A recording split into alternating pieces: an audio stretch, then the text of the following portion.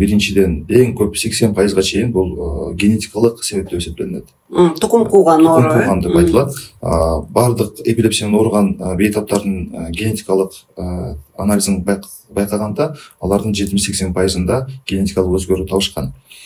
Экинчи себеп бул эне баланы ичинде түйүлдүк кезинен баштап көтөрүп жүргөн чоңоюп баягы бала чоңойгон энесинин ичинде чоңоюп жаткан кезде түйүлдүктө ошол маалда мээнин өрчүүсүнөн проблема болсо, тышкы жана ички баягы терс таасирлердин айынан баш мээни жабыркап ошол себеп болуп калышы мүмкүн. Бул жерде бир нече баягы баш мээнин өрчүүсүнүн баягы оорулары бар. Ошолор себеп болот. Бул экинчи себеби.